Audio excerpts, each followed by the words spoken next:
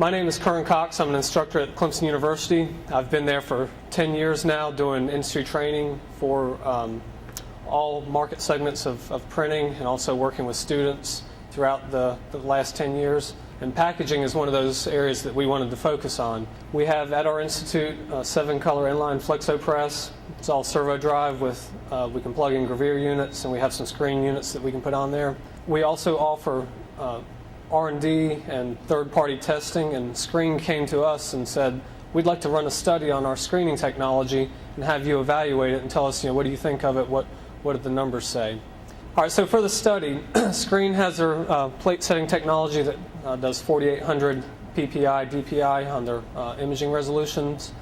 So we wanted to look at how does that compare to a traditional 4800 PPI imaged dot versus 2400, and then their screening algorithms of their Flexo short and Flexo long dots. What we were interested in is the resolution of the image dot within the output resolution.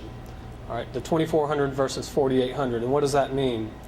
How well can we address the individual dots that go down onto that image or that mask that's on the digital plate? All right, now why is that important?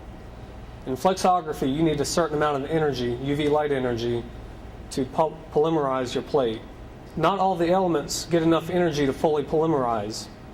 So if you can put small support elements in there, then you can actually improve the quality of your images with what we call support elements, and you need typically a higher resolution to do that. But again, what we're interested in is the tone reproduction. On the left, you can see the Flexo dot short. It's not quite a round dot, but when it actually polymerizes onto your Flexo plate, it will change shape just a little bit, and you can see the Flexo long dot. So we said, okay, how can we best keep this study as level as possible between those 4 different technologies or situations, 2400, 4800, and then the Flexo dot at 4800. The smoothest substrate that we can have and the highest holdout substrate that we can get would allow us to run a lower volume analog scroll. A lower volume analog scroll allows us to control our dot gain better. We ran a UV ink, what sticky back we're going to hold our plates down with, and then the type of printing plate that we run. So those were the variables that we decided on for this study. What were we interested in as far as the image? Straightforward test image with 4 different LPIs on it. All right, LPIs are your output resolution for your graphics. For the FX or Flexo dot short and long, we looked at 3 different micron sizes, 15, 20, and 30 micron size spots. But our main interest was in the vignettes and the tone scales. All right, that's what's going to tell us image quality, smoothness of print. And if you're familiar with flexography, no bump curves on the plates, straight raw plates. Press run, 300 feet per minute, cyan UV ink, target density of 1.35. And we ran at a kiss impression, and we ran paperboard and film to see what reaction we get between the two. And our objective was tone reproduction, what some people call dot gain. Subjective was just, at the end of the day, you're selling the print. Dot gain might tell you one thing, but how does this thing look? Measurements, we went through all the measurements on the study. We measured the plates, we measured the print, fed it all into a spreadsheet, crunched the numbers, and it was actually very nice data that we got. You can see that there's a grouping there. The grouping statistically verifies that the data is, in my opinion, good. Flexo dot short with the components that we chose was the best performer. We got very smooth transitions down into the highlights. For our shadows and drop shadows, they dropped off very well. Had a very low dot gain value. Our 4800 and 2400 round dots pretty much grouped together. And with the Flexo dot long, we had a little bit higher dot gain. Reason for that is when we measured the plates themselves, we're just physically putting a bigger dot on there. And there are situations where you would do that. If you're running a water-based ink or a solvent-based ink and the dots are drying up on you, typically you do want to run a bigger dot so that the whole dot just doesn't dry up on you.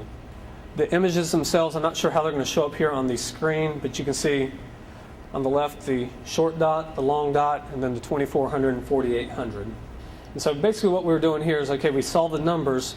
Visually, how does it look? Do the numbers agree with what we see? And yes, they did. We saw a definite benefit to the higher resolution.